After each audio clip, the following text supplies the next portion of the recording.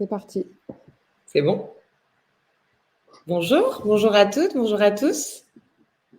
Bienvenue dans notre webinaire. On est hyper heureuse, Chloé et moi, d'animer ce webinaire. On va démarrer de suite. Ouais, c'est vrai que c'est bizarre de parler à personne, je ne vous vois pas. Donc, encore une fois, alors pour commencer déjà, on doit s'excuser puisque notre webinaire a été décalé de quelques jours. J'espère vraiment que la majorité des personnes ont pu aussi décaler dans leurs agendas. De toute façon, il sera accessible en replay. Mais bon, voilà, encore une fois, toutes nos excuses pour ce décalage. Donc, Chloé et moi, on représente la société Zento, l'agence Zento. On la présentera rapidement après. Petit point de contexte sur la thématique. L'idée aujourd'hui, c'est de parler d'omnicanalité et en tout cas de restituer comment nous, on travaille pour essayer d'aider nos clients à embarquer leurs propres clients vers l'omnicanalité. C'est la thématique qu'on a choisie. C'est d'ailleurs le point de départ, la phase de conception de tous les projets que l'on peut mener. Et donc, c'est pour ça que je suis accompagnée de Chloé, qui est product designer et qui est à l'origine de cette méthodologie que je vais laisser se présenter dans 2 secondes. Pour ma part, donc, je suis Médina et je suis directrice de clientèle chez Zento.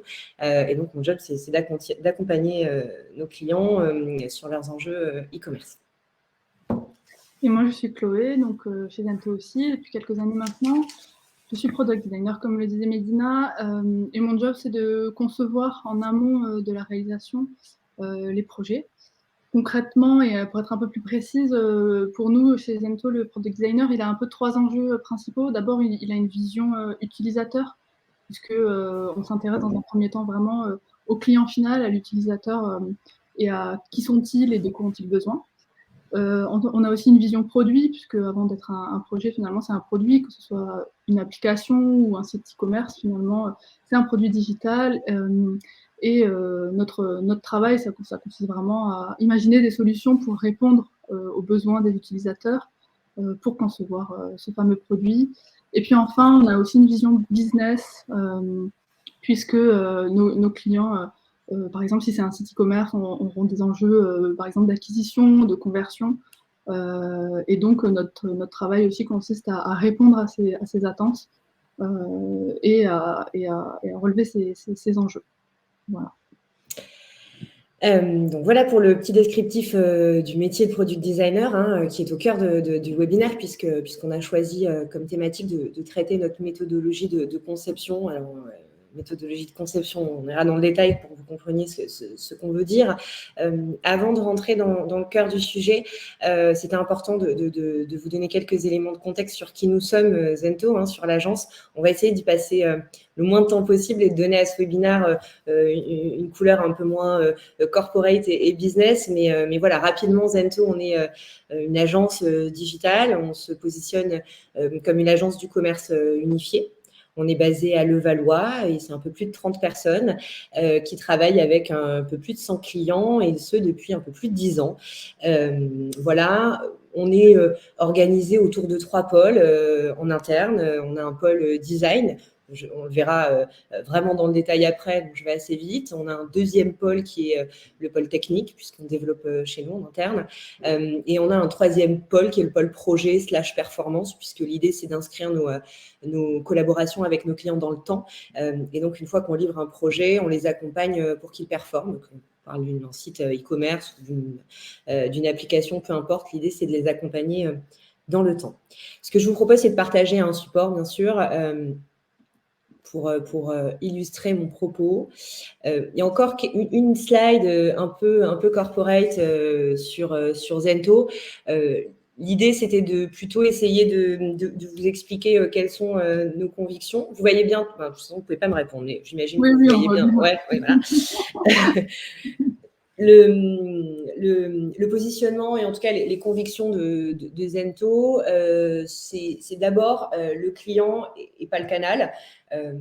C'est le cœur du webinaire aujourd'hui, puisqu'on parle d'omnicanalité, mais on le sait bien, aujourd'hui, le client, il achète, il vit des expériences sur différents canaux avec sa marque et il attend de ces expériences qu'elles soient le plus unifiées possible, la plus identique. D'ailleurs, on le voit bien à titre personnel, les interactions que l'on a avec les enseignes. Cette omnicanalité, l'omnicanalité, elle est devenue évidente. Et donc, en fait, la conviction de Zento, c'est de se dire que chaque projet, il est abordé par le prisme du client. Et ça, c'est hyper important.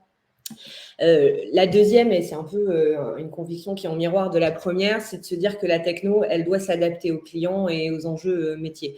Alors évidemment, on implémente des technologies et on est partenaire de certaines technologies. Pour autant, on n'a pas de dogme chez Zento et on n'a pas non plus l'ambition de maîtriser l'entièreté de toutes les technologies qui peut exister. On essaie d'avoir une approche différente et de se dire qu'on s'adosse et qu'on est expert de technologies qui ont pour chacune des spécificités bien précises pour pouvoir demain adresser des projets qui soient les plus variés possibles et qui adressent des enjeux, des challenges différents. Donc ça, c'est important pour nous de voir la techno, pour nous, c'est le moteur en fonction des usages et des enjeux business. Pardon. La troisième conviction de Zento, mais c'est en fait même plus qu'une conviction, c'est même l'ADN de l'agence. On reste une agence de dev, on développe, je vous l'ai dit, chez nous, on a un plateau de développeurs en interne. Et donc, notre job, c'est quand même à la fin de livrer, d'avoir conçu et de développer, et à la fin de livrer des projets digitaux en temps, en heure et conformes au brief de départ. Ça reste l'ADN de Zento et c'est important de le dire puisqu'on n'a pas on essaie d'avoir une approche pragmatique et pas théorique et on le verra même dans notre méthodologie de conception. C'est vraiment conseil / conception. On essaie de faire des choses et de livrer toujours des choses et d'apporter de la valeur. Et puis là, enfin, la dernière conviction de Zento, c'est vraiment la notion de performance. Et on essaie d'aborder à la fois les projets au regard du périmètre d'usage des clients, je le disais, mais aussi des enjeux métiers, des enjeux business de notre interlocuteur, de notre client. Et donc, on essaie vraiment de prendre le temps de comprendre ces agences. Et puis, en plus, on se positionne comme l'agence du commerce unifié, donc on parle de e-commerce. Et donc, c'est vraiment des projets qui ambitionnent de générer du business. Voilà, donc on prend le temps de se poser des questions avec nos clients avant de passer en réalisation. Voilà, ça c'est pour la photo des convictions de Zento. Encore une fois, si vous voulez aller plus loin pour mieux nous connaître, savoir exactement ce que l'on fait, n'hésitez pas à prendre contact avec nous à la fin du webinaire pour qu'on positionne un rendez-vous en one-to-one, mais on a voulu garder un maximum de temps pour le cœur du sujet qui est notre méthodologie de conception. Dernière slide un peu corporate et ensuite on passe à notre méthodologie. Alors la slide c'est un mood board. L'idée c'est de forcément essayer de vous restituer un petit peu les projets sur lesquels on travaille. Ce qui est important de comprendre, c'est que Zento aujourd'hui on travaille à la fois sur des projets de e-commerce en B2C, par exemple on a mis en œuvre le site Stocomanie par exemple, Blanc Cerise. Alors évidemment tout ce que je vous dis et tout ce que vous voyez à l'écran, ce sont des échantillons, on n'a pas tout mis. On travaille aussi sur des projets de e-commerce en B2B. Donc, on s'occupe du site Afflelou pour son réseau de franchisés. On travaille aussi sur des projets applications mobiles, notamment avec le groupe Provalence. Le groupe Provalence, ce sont les marques Jean-Louis David, Franck Provost, Newell, Coloris et d'autres. Et donc, on s'occupe de leurs applications mobiles. On est aussi positionné sur des projets beaucoup plus in-store. On a mis en œuvre des tablettes, notamment en parapharmacie chez Leclerc et d'autres projets. On travaille aussi sur des projets un peu plus de conseil. On travaille notamment avec Kiabi sur un concept car et sur la mise en œuvre d'un MVP, vraiment sur des sujets omnicanaux, puisqu'on est sur la recherche et on les aide à identifier le parcours omnicanal express de demain chez Kiabi. Et puis enfin, le dernier volet, c'est des projets de la donnée produit, puisque Zento est aussi intégrateur de projets, de technologie PIMDAM. Donc voilà, ça vous donne une photo, un mood board des enseignes avec qui on travaille et quelques projets. Encore une fois, on pourra aller plus loin dans le cadre d'un rendez-vous one-to-one, mais ça vous donne quelques informations sur Zento. Ce que je vous propose, s'il n'y a pas de questions, tu les vois tes questions, mais je pense qu'il n'y en a pas à ce niveau-là, c'est qu'on rentre dans le cœur de notre sujet, qui est l'omnicanalité.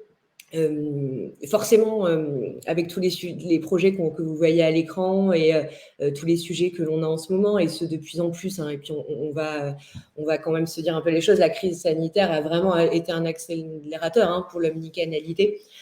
Aujourd'hui, elle n'est même plus une option.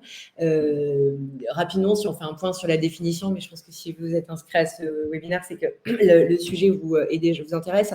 Mais rapidement, l'idée de l'omnicanalité, en tout cas telle que nous on la voit, c'est de se dire que ça désigne le fait que tous les canaux de vente possibles soient mobilisés et soient investis par l'enseigne, et qui est des interactions comme ça avec le client à différents moments, à différents endroits.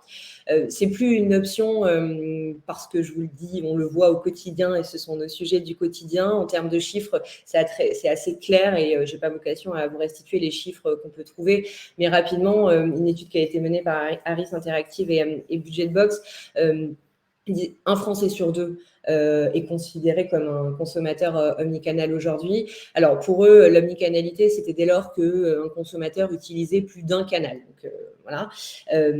Donc ça veut donc dire que c'est devenu une habitude, et je crois que même 1 sur 3 Français en a fait une habitude quotidienne, enfin mensuelle, pour être tout à fait exact. Voilà, donc on le sait, aujourd'hui, l'omnicanalité, c'est plus une option, c'est le challenge. Et donc d'abord, en dehors d'une définition comme ça un peu théorique, comment nous, on voit l'omnicanalité chez Zento, qu'est-ce qu'on y met derrière?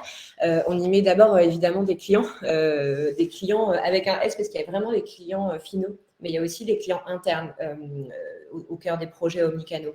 Et puis, à l'intérieur des clients et des utilisateurs, il y a différentes typologies de clients. Il va y avoir ceux qui ont des habitudes très fortes de consommation encore en pur sort, ceux qui sont habitués au digital et qui ont une consommation plutôt hybride. Et puis, il y a les digital addicts qui, eux, ont clairement eu maintenant une habitude de consommation omnicanale et pour lesquels il va falloir être à la hauteur et leur pousser un panel de services cohérent.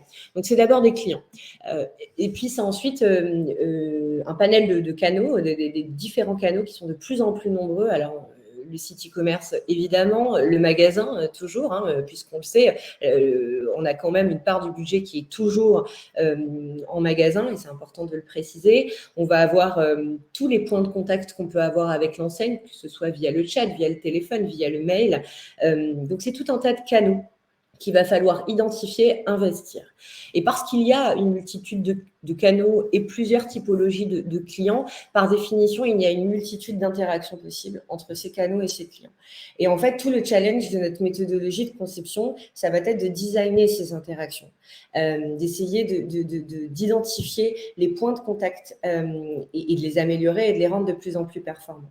Donc, l'omnicanalité, c'est évidemment des challenges, je viens de le dire, mais c'est bien sûr et surtout des super opportunités business, puisque parce qu'on additionne les canaux et les interactions, alors on additionne aussi les opportunités d'augmenter le chiffre d'affaires. Donc, c'est à la fois des challenges, mais bien sûr des opportunités. La vraie, s'il doit y en avoir un challenge de la méthodologie et pourquoi on a décidé de faire un webinaire sur notre méthodologie de conception pour embarquer les clients vers l'omnicanalité, c'est qu'en fait, vraiment le point de départ, ça va être de réfléchir et de prendre le temps d'isoler des parcours. Donc, je viens de vous montrer des clients, des canaux et des interactions. Quels sont les parcours à forte valeur ajoutée? Il y a fort à parier que ces parcours ne vont pas probablement s'adresser tous aux mêmes cibles. Évidemment, il va falloir identifier les différentes cibles prioritaires, les comprendre et mettre en parallèle des parcours qui soient adaptés à leur usage. Et il y a fort à parier aussi que l'ensemble de ces parcours n'ait pas le même objectif. Il y a des parcours qui vont avoir une vocation beaucoup plus de notoriété, ou en tout cas faire connaître le panel de services que propose l'enseigne. Parce que investir différents canaux, multiplier l'investissement sur les canaux, c'est une chose, mais encore faut-il que le message arrive jusqu'au consommateur final. Donc, il y a le faire connaître qui est hyper important. Et le faire connaître à tous les niveaux, que ce soit sur le web, proposer une UX et une expérience utilisateur qui soit simple, compréhensible, et puis en magasin avec la signalétique et d'autres sujets. Mais voilà, il y a vraiment ce faire connaître qui est important. Et il y a fort à parier aussi qu'il y ait d'autres parcours qui, eux, aient des objectifs un peu différents, puisqu'on va parler là du faire aimer, mais de se dire offrir une expérience aux utilisateurs qui soit agréable, qui soit sexy, qui soit conforme à leurs usages, qu'ils y adhèrent et qu'ils aient envie de revenir. Et puis, il y a des parcours qui, eux, sont des parcours évidemment au cœur du process, mais qui vont eux, faire agir. Et on va attendre des différents utilisateurs qui fassent cette action-là à ce moment-là du parcours. Évidemment, c'est là où on va parler des sujets de conversion et c'est crucial dans un projet e-commerce. Donc, cette multitude d'interactions, et de parcours, elle va forcément impliquer de mieux connaître les utilisateurs et de mieux connaître leurs usages, leurs attentes et leurs besoins. Il y a probablement des clients pour lesquels il va falloir identifier les leviers pour les onboarder au digital, pour les onboarder à l'omnicanalité. Peut-être que l'omnicanalité n'est pas encore naturelle pour eux. Il y en a d'autres qui vont être très à l'aise et qui vont attendre probablement de l'omnicanalité beaucoup d'express, beaucoup d'autonomie et aller encore plus loin. Et tout ça, c'est hyper différent. On ne peut pas aborder un projet omnicanal avec un besoin et un usage. Ça serait, à mon sens, à notre sens, une erreur. Donc, il va falloir prendre le temps de se poser ces questions. Quel est le profil shopper de mon client? Qui est-il? Quel est son profil transactionnel? Qu'est-ce qu'il achète grâce à des parcours omnicanaux? Et puis, quel est son profil un peu comportemental? Comment il achète? Dans quel contexte? Quel est son parcours, etc. Donc, hyper important de démarrer en isolant ces parcours à forte valeur ajoutée. Parce qu'on pense que c'est important, on a mis en place une méthodologie, et c'est ce qu'on va vous détailler de suite après.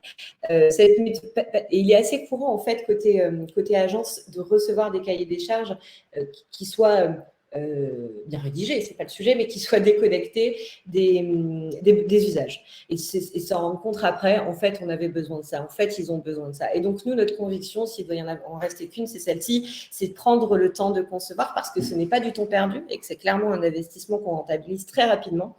Et surtout, on s'assure et on réduit l'écart entre la perception et le projet qui va être livré.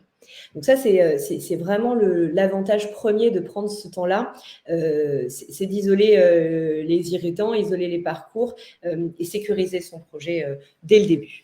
Donc prendre le temps de concevoir. Notre méthodologie pour justement ce temps de conception, elle ambitionne à la fois de sécuriser la réalisation, mais surtout, elle ambitionne de créer des moments, de designer des moments avec nos clients pour qu'ils se posent des questions, pour qu'ils posent des hypothèses, qu'ils probablement les testent, qu'ils itèrent et qu'ils puissent se tromper en fait. Le temps de concevoir, ça veut juste dire qu'on a le droit de se tromper, d'itérer, et que ça n'a pas d'impact en termes de business, de budget et de réalisation, puisqu'à ce moment-là du projet, le moteur, il n'est pas branché, le développement, il n'a pas démarré, et on peut encore se tromper, voilà, tout simplement. Donc, notre méthodologie, elle s'articule autour de 4 grandes étapes. La première, c'est l'immersion. Elle a vocation, côté agence, nous, à être onboardé chez vous, comprendre vos enjeux, comprendre votre écosystème, votre secteur. Hein. Côté agence, on ne maîtrise pas tout. Donc, on a vraiment besoin de ce temps d'onboarding. C'est aussi à ce moment-là où on va comprendre et se documenter sur l'existant. La deuxième phase, c'est l'investigation. Et là, on va aller plus loin, on va commencer à aller chercher le besoin, chercher les usages et surtout à réussir l'empathie, à être en empathie face à toutes les parties prenantes du projet. Et puis la troisième, c'est la conception. C'est le moment où on va faire ce saut créatif et permettre d'aller jusqu'aux maquettes. Voilà. Et puis la dernière, c'est la spécification, la phase de spécification. Alors, voilà, mais c'est vraiment cette phase qui va nous permettre de faire le lien entre la partie design, conception et la partie réalisation technique. Voilà les 4 grandes étapes de notre méthodologie. La première étape qui est l'immersion. À chaque fois, on a essayé de vous donner un gros objectif, vraiment le challenge à relever pour dire qu'on a réussi cette étape-là. S'il doit y en avoir un pour l'immersion, ce serait de se dire qu'à la fin, on partage toutes et tous la même vision, en tout cas qu'on a une vision commune du projet. Et quand je dis toutes et tous, c'est vraiment côté agence et côté client. Que côté agence, on est tous à la vision et qu'on sait où est-ce qu'on doit aller. Alors, on ne sait pas encore comment, mais on sait où est-ce qu'on doit aller. Et aussi côté client. Quand les cahiers des charges sont déconnectés des usages et des besoins, c'est souvent qu'il a été rédigé par un service. Et l'idée, c'est de se dire que là, tout le monde va prendre part au projet. Pas uniquement la DSI pour des sujets techniques, pas uniquement le marketing pour des sujets clients, mais voilà, essayer de partager une vision commune du projet. Très concrètement, les objectifs, je viens de vous les détailler, on s'onboard à la marque, on se documente, on partage ensemble votre stratégie à moyen long terme. Il y a fort à parier que le projet pour lequel on discute s'inscrit dans le cadre d'un projet plus global, plus large. C'est important qu'on en ait connaissance pour avoir une vision un peu moyen long terme et puis comprendre votre écosystème. En termes de parties prenantes, alors, ce que vous voyez à l'écran, c'est évidemment une méthodologie catalogue, même si c'est un peu péjoratif, mais on est obligé pour le webinaire. Et il est évident qu'on se repose les questions pour chaque projet, que les choses peuvent sensiblement bouger en fonction du projet, du client, du niveau de maturité du client aussi, etc. Mais les parties prenantes à ce moment-là du projet, en fait, elles impliquent toutes les parties prenantes internes. Les seules parties prenantes qu'elles n'intègrent pas à ce stade-là, c'est les clients. Mais sinon, on parle avec la direction, on parle avec le management et le sponsor projet, et on parle évidemment avec les opérationnels. En termes d'action, très concrètement, il y a une phase importante côté agence, pour le coup, qui n'est pas consommatrice de temps côté client, mais d'analyse documentaire de l'existant. Vous avez probablement déjà des études, des analyses, des chiffres, enfin voilà. Et là, c'est important qu'on s'immerge et qu'on analyse tout ça. On peut aussi mettre en place des interviews en one-to-one ou des premières immersions physiques sur site. Je vais vous donner un exemple pour illustrer. Par exemple, avec Provalence, je vous disais, c'est le groupe qui réunit plusieurs marques, Franck Provost, Jean-Louis David, Newell, Coloris et d'autres. Et ben forcément, pour pouvoir s'immerger à la fois dans le groupe, mais aussi sur chaque marque, puisqu'on met en place des applications pour toutes les marques, on a fait des immersions physiques dans les salons pour vraiment comprendre l'expérience qui est vécue dans différentes marques, quels sont les points communs, quelles sont leurs spécificités, et ça, c'est hyper important. En termes de livrable, à ce stade-là, c'est vraiment un atelier de restitution, mais c'est surtout, encore une fois, le moment où on tamponne, qu'on partage tous la même vision et qu'on va dans la même direction, ce qui nous permet de basculer en phase d'investigation de façon beaucoup plus sereine. Donc, la deuxième étape qui est l'investigation, et je laisse la main à Chloé là-dessus. Oui, exactement. Donc la phase d'investigation vient juste après l'immersion, parce qu'une fois on a vraiment, nous, en tant qu'agence, on est plongé dans l'univers un petit peu de notre client, de la marque, et qu'on vous a embarqué aussi sur une vision commune, comme vous l'avez expliqué, Médina. Le but, c'est qu'on investigue, qu'on passe vraiment dans une phase de recherche, dans l'objectif de rentrer en empathie avec les utilisateurs finaux. Donc, comme je le disais en début de webinaire, nous, notre job en tant que product designer, c'est vraiment de s'intéresser à l'utilisateur final, au client final, et d'aller essayer de comprendre dans un premier temps ses besoins, d'abord de comprendre qui il est, même avant les besoins, vraiment qui sont-ils, et d'identifier des différentes typologies d'utilisateurs. Ensuite, de comprendre ses besoins, donc de quoi il a besoin, qu'est-ce qui ne fonctionne pas aujourd'hui avec les existants, s'il y a déjà un site qui existe, mais sinon on se base aussi sur son expérience, par exemple en magasin, sur les canaux qui sont existants. Et enfin, de comprendre aussi ses attentes. À partir du moment où on a identifié vraiment, dans un premier temps, ce dont il a besoin, on va aussi aller plus loin et aller chercher quelles sont les choses qu'il n'a pas forcément besoin en lui-même, mais qu'il attend pour aller trouver la valeur ajoutée, et aussi à travailler sur l'enjeu d'acquisition et d'aller le chercher, puisque au-delà d'un besoin, il a aussi des attentes, comme je le disais, des choses qu'on peut aller chercher à ce niveau-là. Donc, pour comprendre tout ça, on passe par plusieurs méthodes, plusieurs actions. On fait en effet des enquêtes si c'est un panel assez large d'utilisateurs, mais on fait aussi surtout des interviews en one-to-one avec les utilisateurs. D'abord, on essaye d'identifier, grâce à ces interviews, en fait, quelles sont les différentes typologies de clients que nous souhaitons viser dans le cadre de ce projet. Donc, par exemple, pour être un peu plus concrète, chez Stocomanie, on avait identifié que dans leurs clients, on avait notamment 3 types de profils.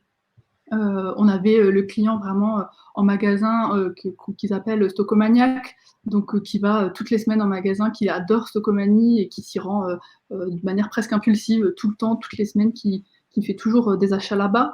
On a un client qui est un peu plus occasionnel, qui s'y rend un peu moins souvent, mais qui est sensible à la notion d'arrivage, puisque Stocomanie travaille beaucoup sur cette notion de, comme c'est un déstockage de marque, selon les arrivages et selon les périodes, les saisons, les produits sont différents. Et donc, on avait un client aussi qui était sensible à ce côté j'ai besoin de quelque chose, j'ai vu que chez Stocomanie, en ce moment, il y avait cet arrivage-là, ça me tente, je vais aller voir.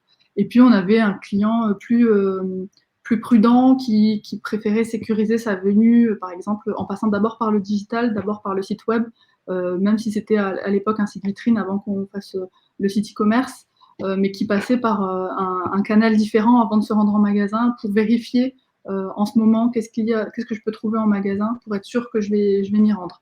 Et donc, ça vous donne un exemple de ces 3 types de profils qu'on a identifié grâce aux interviews et qu'on a aussi cartographié grâce à plusieurs supports. D'abord les personas, qui sont une fiche d'identité, hein, vraiment qui permet de catégoriser ces types de clients et de faire leur fiche vraiment d'identité. Qui sont-ils, quelles sont leurs attentes, leurs besoins, leurs émotions, d'où viennent-ils, où veulent-ils aller. On travaille aussi par exemple sur des cartes d'empathie qui permettent d'approfondir la question de l'émotion et de vraiment travailler sur un panel un peu plus intuitif sur l'utilisateur. L'expérience Maps, ça nous permet également de cartographier le parcours qui est existant actuellement avec une expérience, par exemple chez Stocomanie, avant qu'ils aient un site e-commerce, quel était le parcours client ou les parcours clients selon les personas.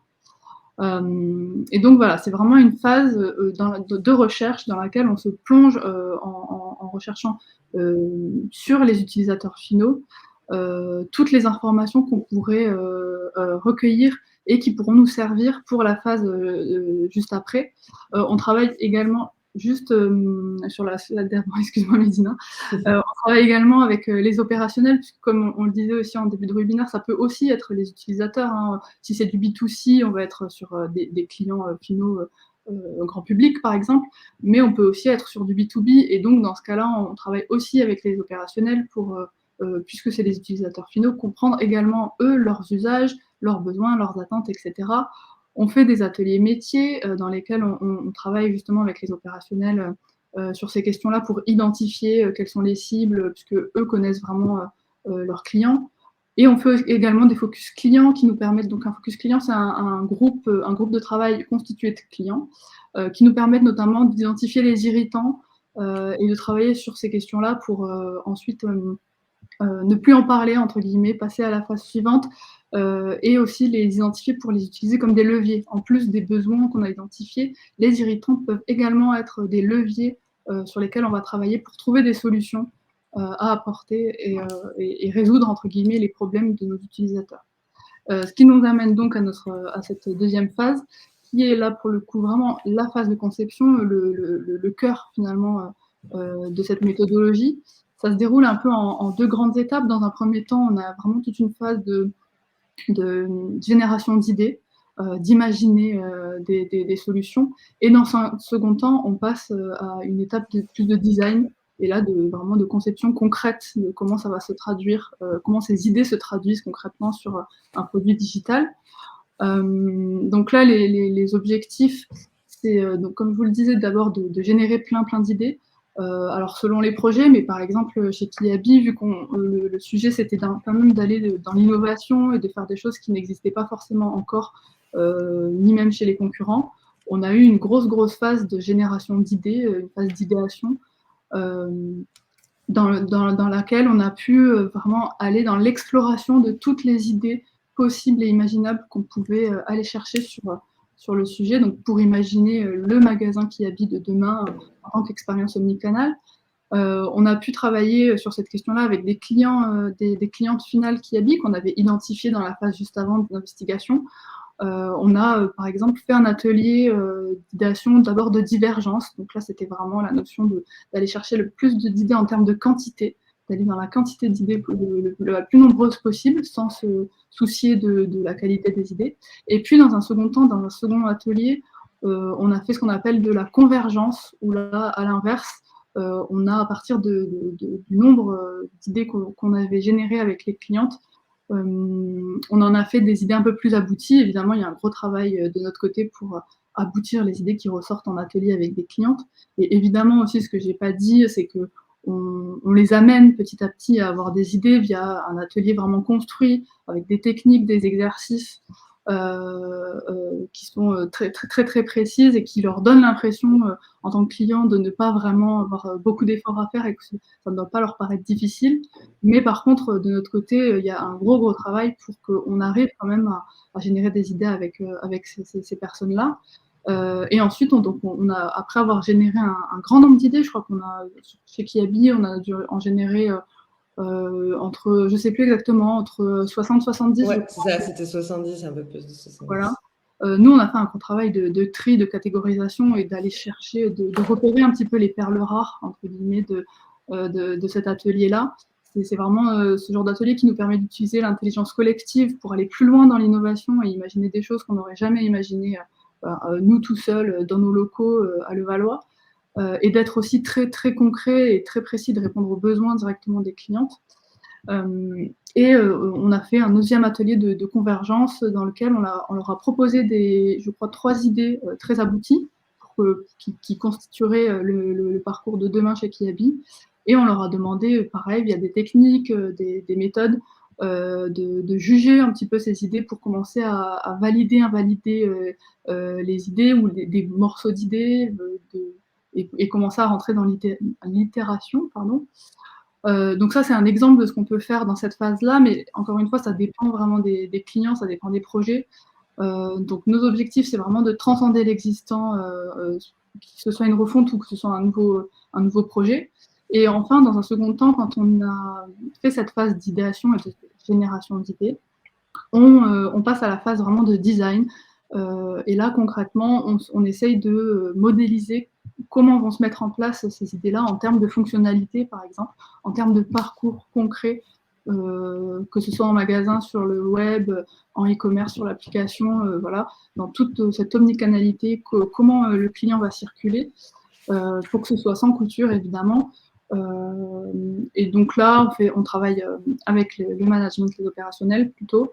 On arrête d'embêter les clients finaux et on passe vraiment à la conception pure. Par exemple, on fait un atelier de tri de cartes qui consiste à énoncer toutes les pages et toutes les fonctionnalités qu'on souhaite retrouver dans un site ou dans une application, par exemple. Et encore une fois, vient un groupe de travail et une intelligence collective avec le management et les opérationnels. On catégorise ces cartes, on les nomme et on crée des groupes. Encore une fois, on nomme, on travaille beaucoup sur tout ce qui est wording, en fait, puisque ensuite, ça va nous donner, ça va nous permettre, en tant que product designer, de construire l'arborescence et d'être dans une logique utilisateur, d'être dans une logique intuitive pour l'utilisateur final. Ensuite, on a aussi des ateliers de co-conception dans lesquels on va, par exemple, co-concevoir les wireframes, se poser les questions de quel bloc on met à quel endroit dans la page et comment se déroule, une fois qu'on a écrit les parcours, comment concrètement ça se déroule en termes de page, si j'appuie sur tel bouton, où j'arrive, sur quelle page, etc. etc. Et donc voilà, c'est les actions principales qu'on mène, c'est vraiment beaucoup d'ateliers finalement.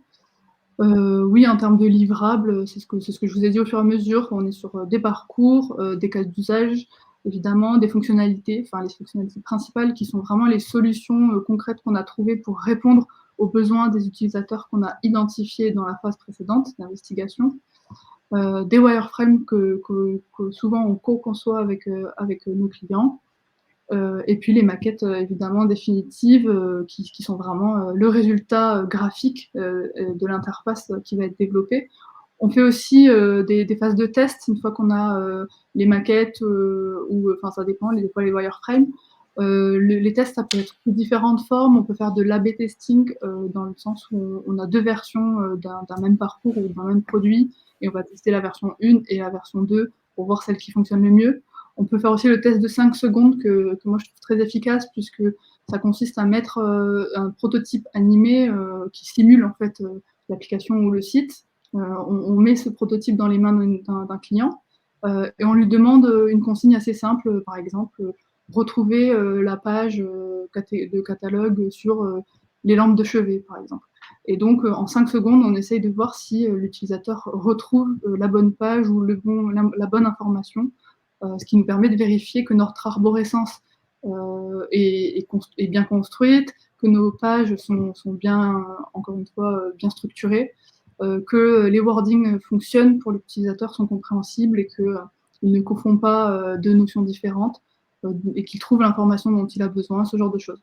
Donc ça peut être vraiment plein de choses différentes. Chez Kiabi, par exemple, on fait carrément des tests sur site, en magasin, puisque tout le parcours ne fait que naviguer entre applications mobiles et magasins. On va aller en magasin, on va mettre un prototype dans les mains sur un téléphone physique, mettre un prototype animé interactif dans les mains de clientes qui seront briefées pour l'occasion et qui sauront qu'elles sont dans une phase de test. Et on va leur demander d'accomplir une tâche en particulier, de voir si elles arrivent à faire le parcours, et si ça leur semble intuitif de sortir leur téléphone à ce moment-là pour faire cette action précise. Si en termes d'interface sur le téléphone, elles arrivent facilement à faire les actions qu'on leur a demandé, ce genre de choses. Voilà, c'est vraiment du test and learn, exactement comme on le disait au début. Ouais, et c'est là où on peut se tromper. Et c'est là où on a le droit de se tromper, on a le droit d'ajuster et de changer les choses et que ça n'a pas d'impact. Et c'est intéressant, du coup, de se dire qu'on peut faire ce que disait Chloé, mais j'illustre ce que je vous disais tout à l'heure. À la fois, on objective la prise de décision parce qu'on mène ces ateliers et que c'est de la donnée qui vient du terrain. Mais voilà, on peut ajuster les choses en permanence jusqu'à être fier de la maquette définitive. C'est ça, exactement. Et puis ensuite, donc l'idée, c'est une fois qu'on a fait cette phase de conception et qu'on a nos maquettes définitives après toutes les itérations et tous les tests qu'on a eu besoin de faire, on peut passer à la phase de spécification qui nous permet vraiment d'amorcer la phase de réalisation. Et donc là, je vais laisser Médina reprendre la main sur cette partie-là. Ouais, la phase de spécification, je le disais tout à l'heure, elle a vocation à faire le lien entre tout ce qu'on vient de faire. Donc, on a les maquettes dont on est fier, qu'on a testé, voilà. Et à ce moment-là, on sécurise le passage à la réalisation et on va faire le lien avec les équipes techniques et les équipes concernées par le projet de réalisation. Là, c'est toujours un peu variable en fonction des projets, mais si on prend un site web, forcément, là, on va intégrer la partie technique. Ce qui est important de préciser, c'est que jusqu'à ce moment-là, jusqu'au moment où on n'a pas les maquettes, on peut faire toute cette phase de conception sans avoir décidé de la technologie cible. C'est tout à fait possible. Et ça peut même devenir, et j'en parlerai sur la slide suivante, donc je ne vais pas trop loin là-dessus, mais ce que je veux dire, c'est que la partie spécification, il peut y avoir une étape préliminaire qui est de se dire, OK, choix de la technologie, maintenant qu'on sait ce qu'on veut. Donc, en tout cas, sur cette étape de spécification, on valide le périmètre fonctionnel du projet avec toutes les parties prenantes et on lance la phase de réalisation. Alors, là, les parties prenantes, c'est variable, ça n'a pas beaucoup de sens parce que ça va dépendre du projet final. Mais évidemment que là, a priori, il va y avoir à la fois la partie technique, à la fois la partie métier et les sponsors du projet cible. Et c'est aussi à ce moment-là, Chloé, qu'on décline toutes les maquettes qui vont être nécessaires pour le développement. Oui, tout à fait. Et ça peut être aussi à ce moment-là qu'on intègre la partie SEO. Ou alors, si vous avez, par exemple, vous êtes déjà accompagné, c'est à ce moment-là où il peut regarder les maquettes pour être bien sûr que tout est OK. En fait, c'est le dernier moment où, pour le coup, le moteur n'est pas branché et on peut encore ajuster quelque chose, quoi. En termes de livrables, on parle de notes de cadrage, on parle de spécifications fonctionnelles, c'est simplement pour faire l'exercice jusqu'au bout, mais tout ça est quand même très variable en fonction des projets.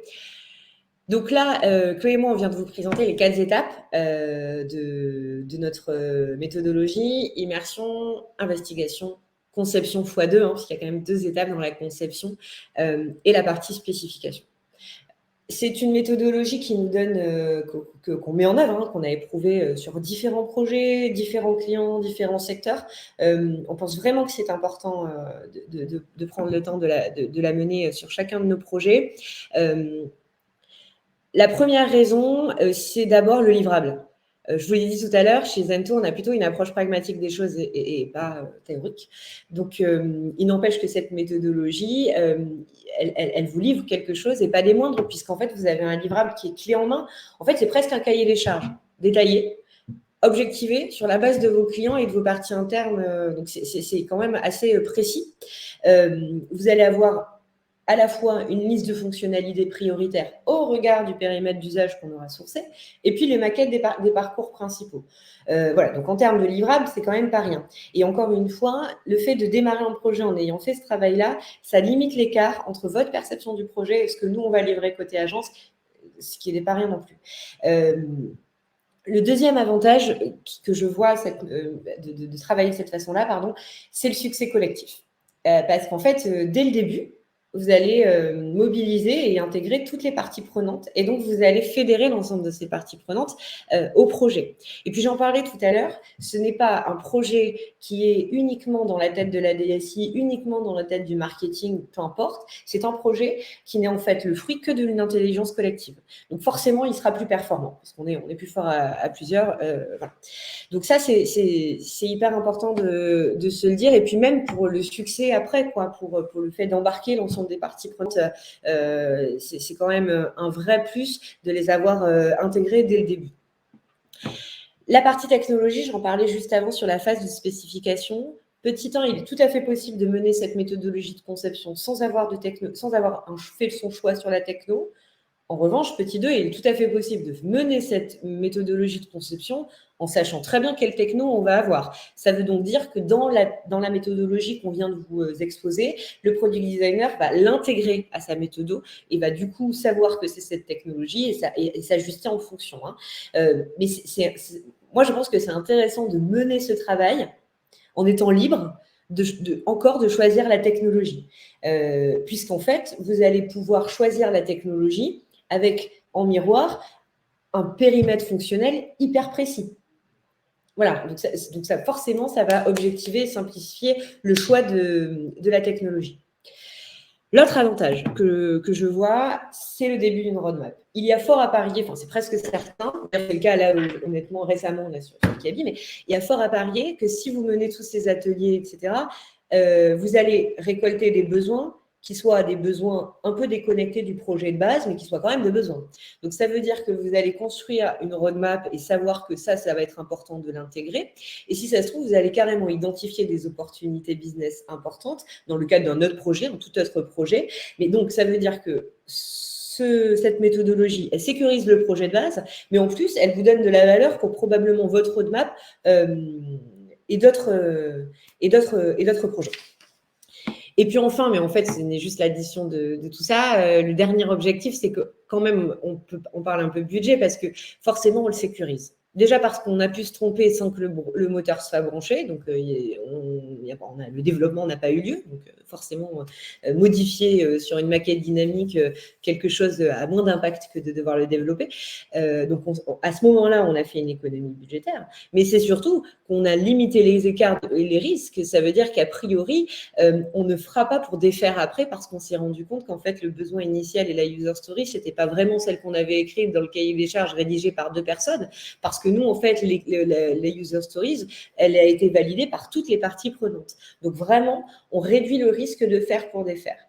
Donc, je suis assez convaincue que le budget est sécurisé. Et il y a un autre point, c'est qu'en faisant ce travail de conception, forcément côté agence, et là pour le coup, c'est plutôt côté agence, on va être en capacité de chiffrer votre projet de réalisation de façon beaucoup plus fine. On va être au plus près de la réalité, de la vérité, puisque le gros risque, on le voit dans nos avant-ventes et avec nos clients, le risque, la peur de nos clients, c'est de se dire, est-ce qu'on est bien sûr que tout ce que je vous ai demandé dans mon cahier des charges, c'est couvert par le budget que vous me donnez ?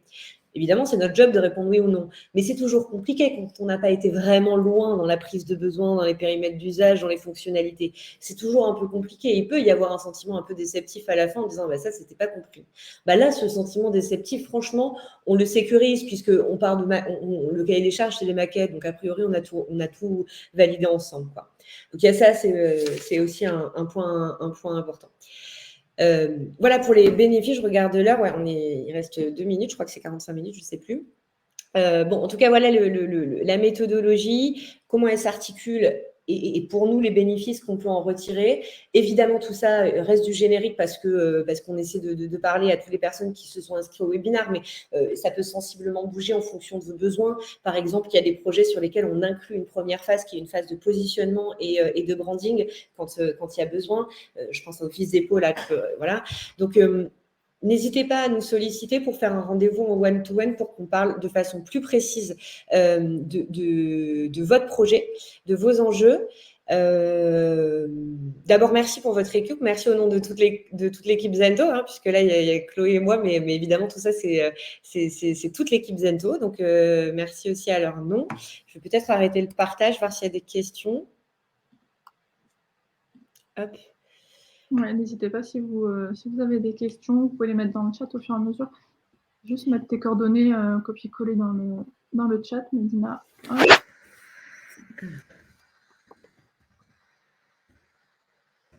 On met ça de suite.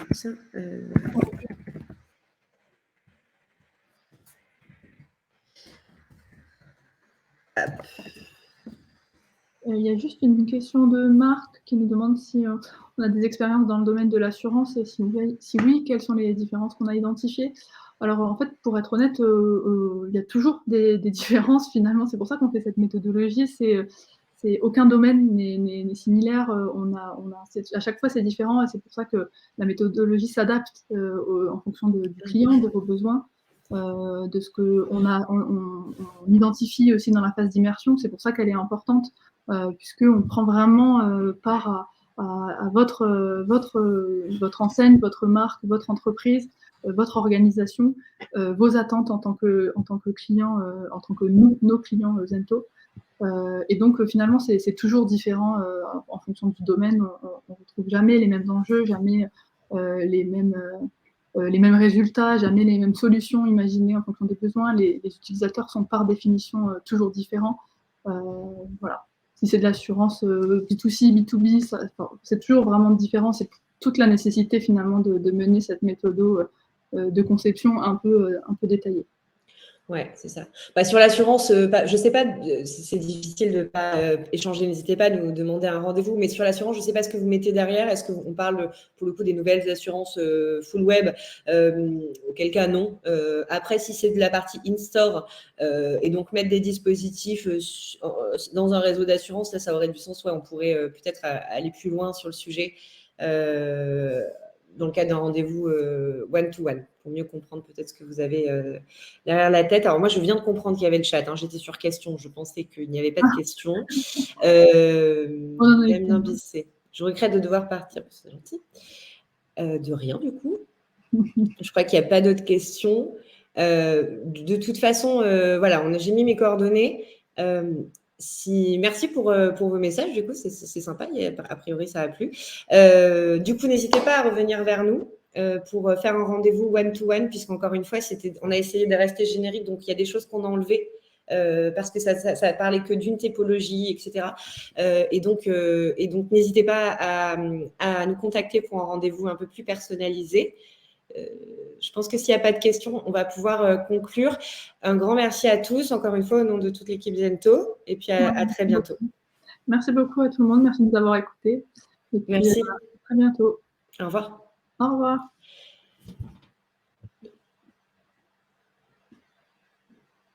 Quitter.